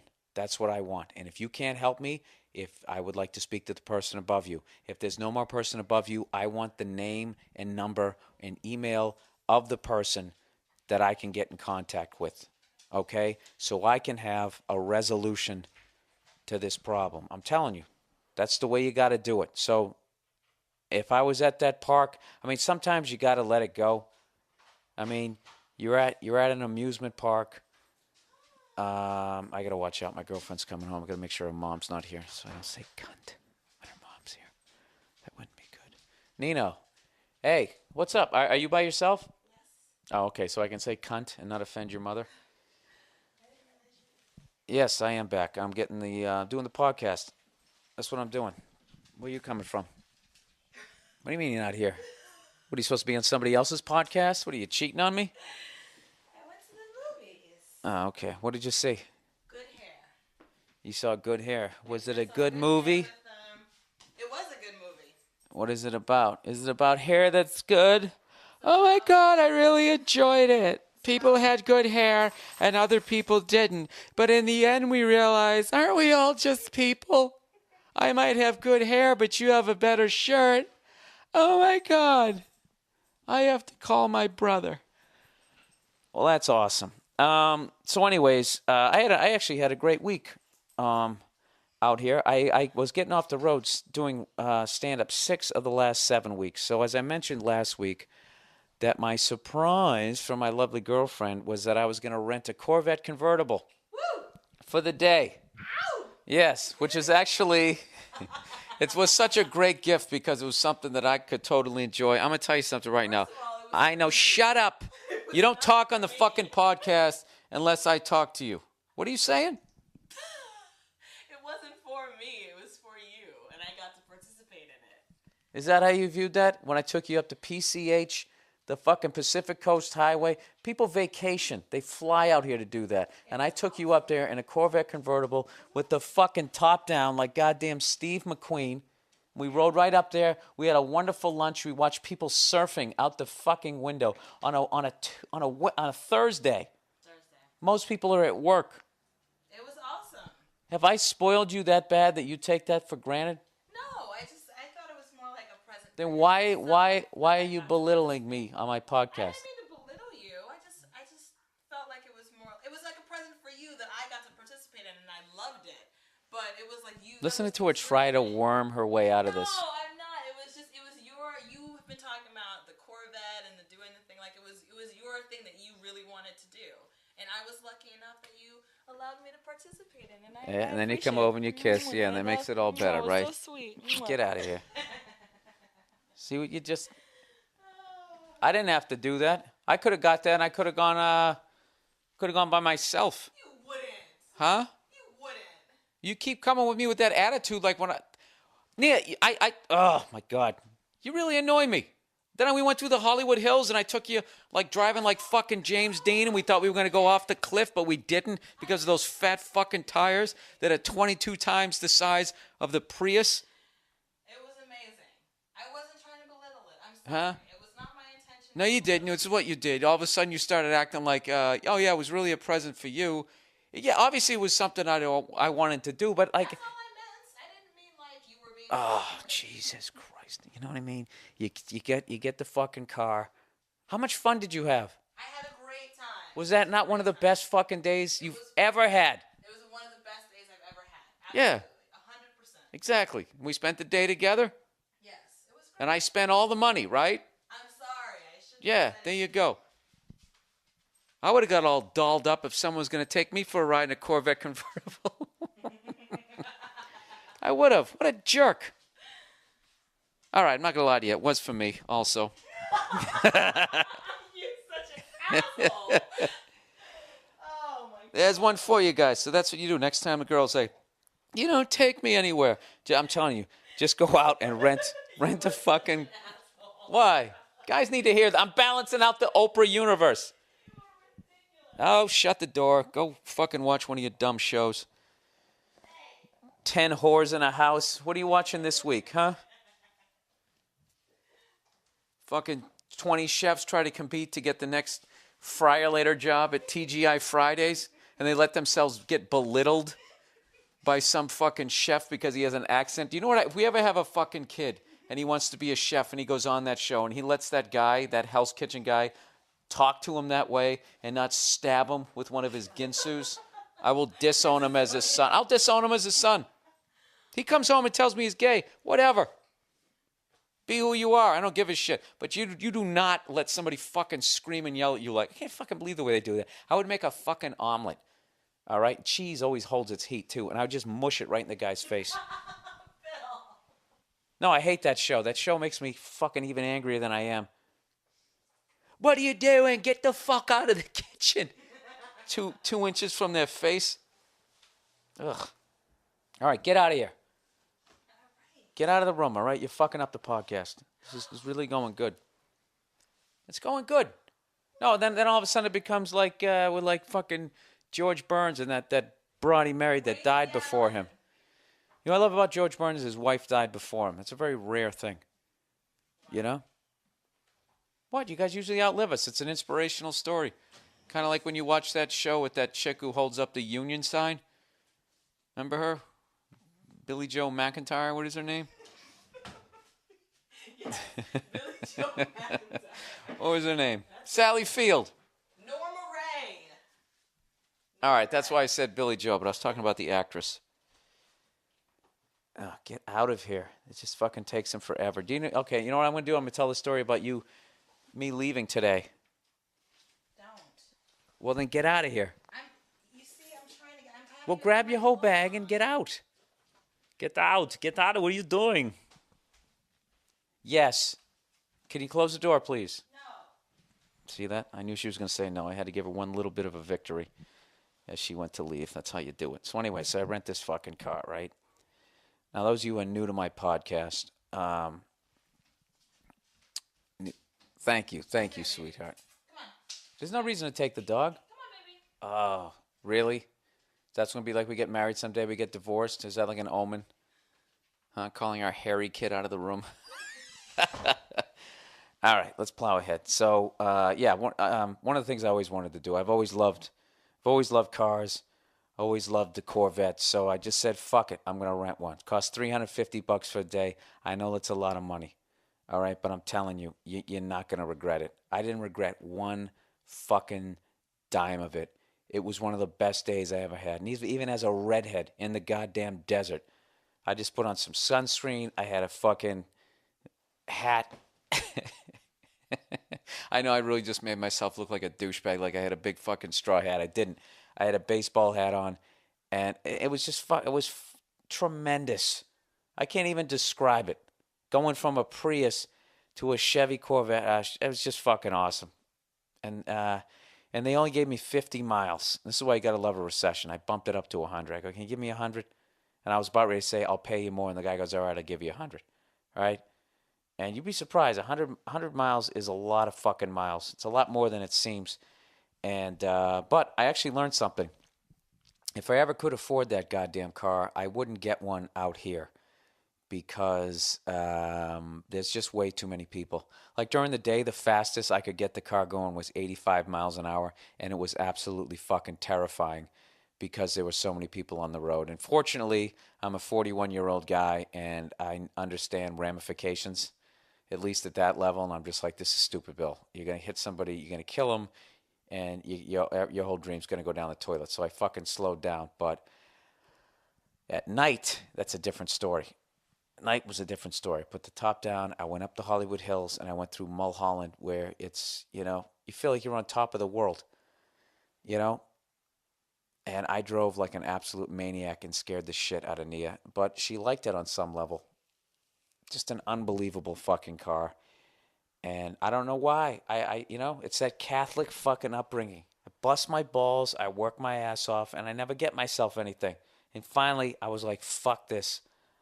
So, I don't know. Long story short, it was a great thing. It's a great thing to do. And you don't need to get the Ferrari, just to let you know, the Ferrari and a Lamborghini, which you can fucking rent. It's $1,500 for the day. So, this is what you can do. You can get you and 14 of your closest friends. You all go in it for 100. That would still suck. Then you get 100 miles. Divide by 15. Jesus Christ. Would you get 4 or 5 miles each? That would suck. There's got to be a fucking way to do it. There's got to be a way to do it. But I mean, you get like a Porsche for like $900. That's ridiculous. But the Corvette's $350. Okay? Stop drinking for like a month. That'll pay for at least half of it, even if you go to a dive bar. Definitely. That's my underrated. Underrated for this week. Underrated is spending some money on yourself for once. If you're someone who doesn't do it. So, I don't know. This whole podcast went off the fucking rails at some point when Nia came in. That really bugged me on certain. That was actually for you on some level. Yeah, obviously it was, but it was something we did together, right? Doesn't that matter? I'm going to tell the fucking story. So we go to the gym this morning, and I want to go watch the Patriots game. Patriots won 59-0, by the way. And I don't know, I don't want to say I called it, but I said Sanchez, when they were saying the star is born because he beat the Titans in the first fucking week. I'm not saying that the guy's not going to be a good quarterback, but what the fuck is with the New York media? With that schizo fucking reporting that they do. This guy's the greatest fucking thing ever. Because he wins one fucking game. And then they go 3-0, and then they beat the Patriots when Brady's still, playing his first games after a year and a fucking half. And did they destroy us? They won like 13-7. And fucking Jet fans, they're already talking Super Bowl. And what happened? Huh? You lost the last fucking 3 games in a row. Idiots. That stupid fucking fireman. They got to show him every 5 fucking minutes. It's just, I hate people who dress up for football games. Which means I hate half the people in the Oakland Coliseum. Half of them are cool. Half of them look like Ken Stabler. The other half, I know I've talked about this before, but I just don't understand. It's like, are you remaking the Thriller video? Who do you think you're intimidating with your fucking plastic spikes coming out of your shoulder pads? Why is my voice cracking? Shoulder pads. Anyways. So, there you go. Things are returning to normal in the AFC East. And if you're a Giant fan, don't sweat that loss today. I'm actually predicting right now the Giants are going to beat the Saints in the playoffs just because they've been there before. And Tom Coughlin is a great coach, and he's going to use this loss to build on. At the end of the day, you got your ass kicked in October. Who gives a fuck? You're going to be fine. Eli has that, I don't know. To look at his face, you wouldn't fucking think. I told you, he looks like that kid who comes to school every day and he always has a fucking cold. There's just something about the way the helmet mushes his cheeks together that he just doesn't look like he's going to get it done. But I'm telling you, he just had a bad fucking game. All right, that's it. Let's get on with the questions for this week. All right, Bill, I guess I have to jump right in.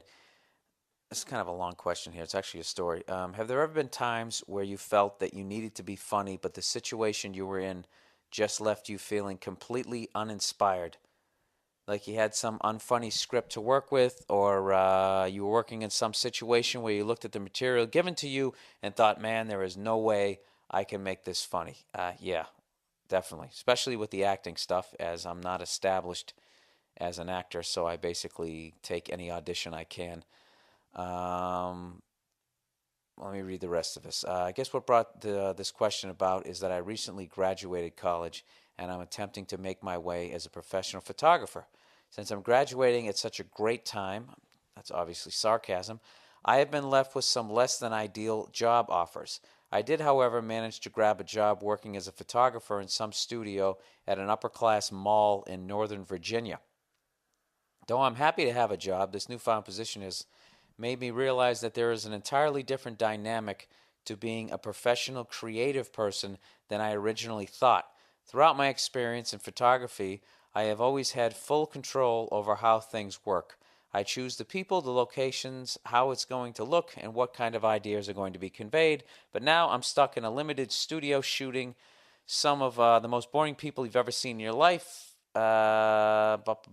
Basically, this guy used to take photos from an artistic standpoint, and now evidently he's taking photos of people who I guess are the real life version of The Office. Anyways, to get back to his question, he goes, I guess I feel that this is similar to comedy in that I have always thought you have to kind of feel a joke when you're saying it. If you're thinking about it, then you probably already fucked it up. Dude, that's a great, brilliant insight. Yeah, that's exactly the way it is. And there are times, if I have an audition and the material is horrible, what you do is you call it shining shit. You go in there and you try to make it as funny as you can. And I always think of Jim Carrey whenever I have if it's like a comedy. If it's a comedy audition and I just think it's really not funny, I usually start to improv. And I don't know. I always think of that beginning. I think the most brilliant bit ever, one of the most underrated bits ever, is the beginning of Ace Ventura Part 2 when he's in that fucking yak suit or water buffalo. I don't know what he's in, but he's filming some people doing some bad shit to animals, and just basically what happens is all of a sudden the fan or something inside the fake yak breaks and he starts getting so hot because he's in the desert or whatever, the fucking Serengeti. He starts taking off all of his clothes and it's still hot. He's literally butt-ass naked, and the only way to get out of this fucking yak is to come out the back. And he literally, it looks like this yak gives birth to a naked adult. And the brilliance is he comes out the back, and he literally falls on the ground the way I've seen a baby giraffe fall out of a mother giraffe. And he's fucking totally naked. It's one of the most brilliant fucking bits I've ever seen, and it gets no respect whatsoever when people talk about comedy. And that's one of those things I just look at and I'm like, how did that come about? Was he watching the Discovery Channel and he saw a baby giraffe fall out of the back of it? And that got his mind going, like, what if I fucking fell out of the back? That's one of those, like, those are the most brilliant jokes to me where I can't even find the beginning point of it. So, anyways, I kind of use that guy as like an inspiration. Like, he would totally commit to shit. There's like legendary stories. They had that guy going on auditions wearing his clothes on backwards. He did everything. A lot of fearless stuff. So, if I was you and I was taking pictures of a bunch of boring people and my passion in life was to be a photographer, I would silently mock the situation. And I would put these people in ridiculous poses that they didn't notice were ridiculous. And I would secretly be keeping an album for yourself, and keep some of the worst photos. So as you're giving them the photos they want for their regional director of Who Gives a Fuck, you're actually building a coffee book table. A coffee table book. Am I fucking just dyslexic without even reading? What did I say? A coffee book table? A coffee table book. Your own private one. Dude, that's what you work on. For in the future, when you become a famous photographer and you're telling your inspirational story of how you got where you're at, is just start keeping this diary of horrific photo shoots that you had to go on, and you're gradually basically building a book. So in the end, when you have your famous ones of, taking a picture of some Navy guy doing shit that, nowadays would be sexual harassment, just grabbing a woman and jamming your tongue down her throat. I guess because you take it in black and white that makes it art. Whatever. When you get that fucking picture and you make a name for yourself, you'll have all this, kind of like a comedian has like all this hell gig stories. And I just don't know what the rule is with the rights. Do the people have to sign off to be like in the book? Don't you have like some sort of form that you own the rights for all these? Or are you working for these corporate cunts where they own everything? Fuck that. Just make one on the side that'll make your friends laugh. So as you're taking pictures of these boring, stupid-ass looking people, in the back of your head there's a joy when it's awful. Because you're like, oh, that's going to be a great one, It's like back in the day when I used to work in a dental office. Way back in the fucking day. As I was, certified to take x-rays of people, they'd say something fucking stupid. I would write it on the little manila envelope. And I would try it later on that night. And I used to get such a kick out of that these people had no fucking idea that they were actually writing an act for me. Those are some of my original jokes. Did I ever tell you some of my original jokes? They were basically, what the fuck was the joke I used to do? I don't know what the problem is. I can't believe I got another cavity. I brush my teeth almost every day. And that was such a great setup to my punchline, my crude punchline of, oh yeah, do you wipe your ass almost every time you take a shit? I had some clean ones back then. I used to work clean. One of my big laughs was 4 years of neglect is not cured by a tic-tac in the waiting room. Huh? Isn't that clever? That was one of my earlier ones, so that's what I did. So you're basically working in the dental office right now. So what you do is you just, dude, this is just because you have this job doesn't mean you can't be doing something else on the side. That's what you do. This is your hustle during the day. You take pictures of fucking, these boring ass people, and then on the side you do your other shit. And then somehow the whole thing fucking comes together, and next thing you know, it's Tuesday in the afternoon, and you just decide I'm going to rent a fucking Corvette, and you go do it. and life is great. You know? All right, let's go to YouTube videos. Here's some 3 funny YouTube videos for the week. All right. Search this. Search Jack Chop. It's somebody doing a fucking great Boston accent. It's actually a great Halloween video. Check that one out. Here's another one to check out. In quotes, check out Shake Weight. Shake Weight. Weight. And then for those of you who'd like to see a cute video, check out, search Kick My Ask. Like I'm going to ask you a question. It's an adorable kid. Absolutely adorable kid. Talking about monsters kicking her ass. And I think that's it. I think that's it for the podcast this week. I know it was a little bit short. I got a little thrown off. My girlfriend came fucking walking in, and I kind of lost my whole train of thought about who's kidding who. I have no fucking game plan for these goddamn things. I'm exhausted.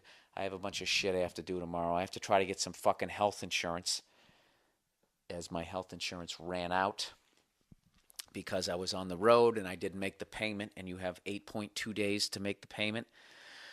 So I'm just going to say fuck it. Going to try to get the best. Yeah, they're such assholes. I already called these fucking people up. It's such a goddamn racket, you know? Like, even I'm not even bummed out that I lost my health insurance, because my health insurance basically covered everything except for what the fuck I went in for, right? So I call up Blue Cross Blue Shield and I say, look, I just want to be covered for some shit. I don't even give a fuck how much it costs. I said, how about some dental? I just want to be covered for dental cleanings. Yep, all dental cleanings are covered.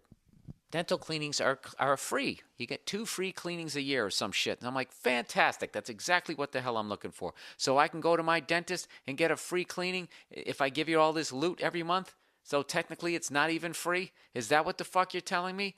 Well, yeah, if they're part of the fucking provider fucking cunty fuck, right?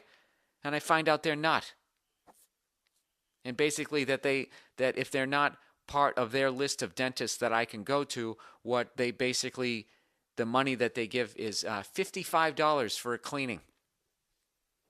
All right, I don't know what state you guys live in, but there's no place in Los Angeles that I can get a cleaning for $55 that is not in a strip mall and the person speaks fucking broken English.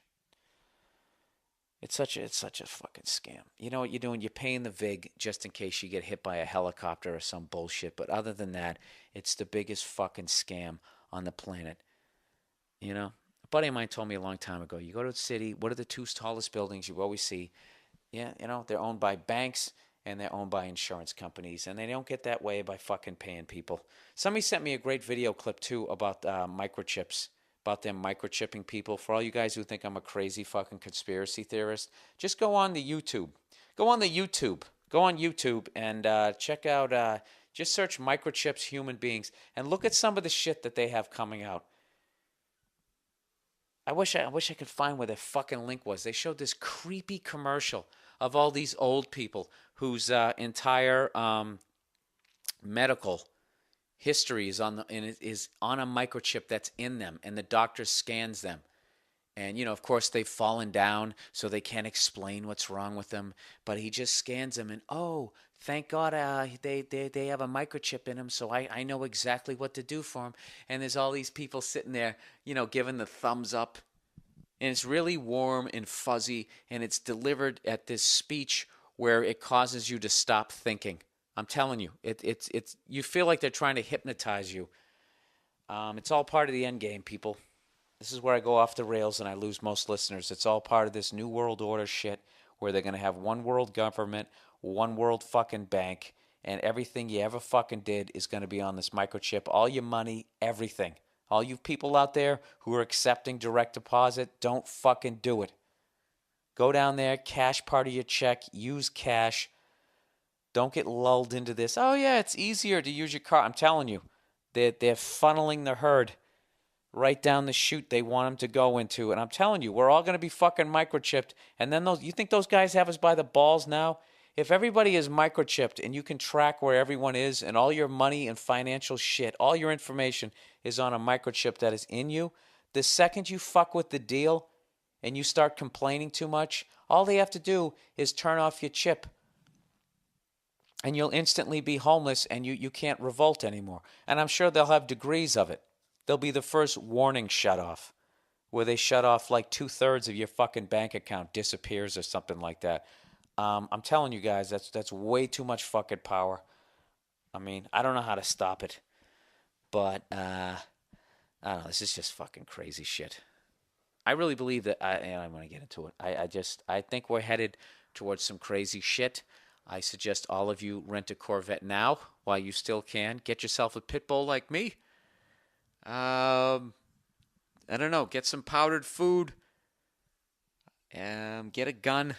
I wish I grew up with guns. You know, I wish I had a fucking gun. What are you gonna do? You can't fight it. You can't fight it, because when the shit goes down, they're gonna sick your own fucking people on you, whatever organization they have. I don't want to shoot a cop. That's what I'm gonna do. Just some regular guy doing his job. I don't want to fucking do that. When they round you up, do I sound fucking crazy? I should. Because I just made a huge leap right there where I would end up shooting a cop. I didn't explain like 40 other things in that scenario, how that ends up going down. I have no idea what the fuck I'm talking about. I just know there's a bunch of crazy shit that's going on. I don't know how to link it together. Why do I have to be microchipped in the future? Why do they have to know where I'm at all fucking times? And they keep selling it to me like they're trying to protect me. They're not. They're trying to get full fucking control over me, and I don't like it. The same way I don't like that bitch telling me to eat that fucking blue cake. I don't want you up my ass. I'll defend myself, thank you very much. There's enough control right now. There is enough control. That's it. You already got those awesome planes where you can fly it at 2,000 feet and nobody even knows. And they can see if you just... If you guys, did you guys see that on 60 Minutes? It's one of the coolest things ever. How they're killing those fucking terrorists over there. They're doing it like right out of like... Right out there in like the Mojave Desert or some shit. I don't know. I think it's cool as hell. That aspect of it. You know, and as long as they're shooting terrorists, I have no fucking problem. But I don't trust banks as far as you can fucking throw them. And I think they're just slowly taking over the goddamn world. I'm telling you people, just read up on banks. I'm too fucking stupid to explain this to you. But read this book, The Case Against the Fed. And just really read what the Federal Reserve is, man. It's really a frightening fucking thing. This is what I want somebody to answer to me. Where did all the gold go? That's what I want to know. You know, back in the day, gold was used as money, but it was too heavy, it was inconvenient, and it was dangerous to carry. So the banks go, "We'll tell you what, give us your gold, and when we'll give you these pieces of paper that will represent the gold. And anytime you want, you can bring the pieces of paper in, the cash, and you can get your gold." And at some point, they took us off the gold standard, but they kept the fucking gold. They kept the gold. They've never been audited, and they can't be audited. The way they're set up, they can never be audited. So do you honestly think that gold is sitting there in Fort Knox? I don't think it is. I really don't. I don't think it is. I think it's just it's fucking paper. And it's the greatest crime in modern history. They got everybody to come down to the banks and give them their fucking life savings, and they kept it. And in return, they gave people pieces of fucking paper. That's basically what's going on. And now they can invent more pieces of paper. It's just, that was fucking ugly. Why? How did I get on this? How did I get into this? I don't know how I got into this. That fucking lady with the blue cake pissed me off. Anyways, that's the podcast for this week. Oh, I know what I forgot to bring up. You know something? I love, if you're still listening to this right now, I love you for listening to this because I know why you're listening to this. It's like a train wreck. It's just fun to just sit here and listen to me fucking slowly lose my mind in my little compound here. This is the deal. This week I'm going to be at the D.C. Improv. The Improv in Washington, D.C., for those of you who are geographically challenged. And as of about 4 days ago, all my shows are sold out there. And in the business, that's called going clean. I went clean Thursday, Friday, and Saturday. 1 show Thursday, 2 shows Friday, 2 shows Saturday. Sold them all out. Ridiculous support out there. So I got a lot of emails of people saying, you know, if I had half a brain, I would have hyped this in the beginning rather than talking about this chick with the blue cake. So we added a second show, a late show, Thursday night. And I'm really looking forward to that because what kind of a person goes out to the late show, to a comedy club on a Thursday night? You know what? My kind of person, okay? The kind of person who maybe doesn't like their job, you know, or maybe feels that they're not getting paid the way they should be paid, and maybe they've done enough work for the week. Thank you very much. You know? I wrote a whole list of it. Came up with 10 reasons why someone would come out to see me on a late show. Your boss is one of the 3 people in America that actually caught the swine flu. So now it doesn't matter when you fucking roll in at 11 the next fucking day. You know? Was that 3 reasons? Let's see if I can get up to 10. Because you got to go to 10. 4, you're fucking your boss. And you got him by the balls. So you can go see a late show. Or your boss is married and you know who he's fucking and he knows that you know. So you can kind of, you got a little more freedom. What is that, 6? You're unemployed. And you're good at sneaking into comedy clubs? I don't fucking know. I'm out of it. All right, that's it. That's the fucking podcast for this week. Thank you, everybody, for listening. This one really was a clusterfuck, but I hope you got something out of it as far as, like, complaining. You can't get your money back. You just have to say it's unacceptable. It's unacceptable. All right, I've already said this 10 fucking... I can't get out of this. You know what it is, too, is I closed the windows in my room here because I curse a lot, and it's hot as fuck right now, and I'm literally sitting here sweating like, I feel like I'm in a bunker right now, you know, and this country's been taken over by, the fucking world's been taken over by aliens, and I'm just leaving this hoping that somebody's going to survive, like Lee Majors in that movie where he drives the race car. All right, that's it. That's the last feeble attempt I'm going to make at comedy. Are you getting a good chuckle out of this, huh? This is, you know, there's a certain kind of comedy fan out there that just really enjoys train wrecks. So I dedicate the last 47 minutes of this podcast. The first 2 minutes were good. And that's it. That's the podcast for this week. And now you know why it's free. If you cannot make it out to the second show in Washington, D.C., I don't know what to tell you because I'm sold out for the week, but fear not. I have other shows. I'm going to be at the Town Hall in New York City. That one's coming very close to selling out. And that's going to be a great night. It's going to be me, Paul Verzi, and Joe DeRosa. New York City, that's a huge night for me. Manhattan, New York City, selling out a fucking theater would be unbelievable. So if you got some scratch, you want to come down and see my new hour, please check that one out. After that, I'll be at the Improv in Tempe, Arizona on November 19th, 20th, and the 21st. After that, I'll be at Hilarities in Cleveland, Ohio in the beginning of December, and Giggles in Seattle. Go to BillBurr.com, B-U-R-R, to get all the information. And if you'd like to have more advance notice on my shows, just sign up for my mailing list under the city that you're from. And I will basically, I only send emails when I'm coming to your city. I don't spam people. Occasionally, if I'm on TV, maybe I'll send you an email, but even then it's 50-50. But don't feel like if you sign up that I'm just going to be going, I'm not going to Twitter you, you know, every 5 seconds being like, oh, God, I just had a cheese sandwich. What is up with cheese these days? Is it fucking bull? I won't do that to you, okay? So please sign up for it. And that's it. Thanks for listening to the podcast. Thanks for all the questions. God bless you. And do something for yourself this week. And if you get fucked by a corporation, it's unacceptable. Remember that. All right, take it easy.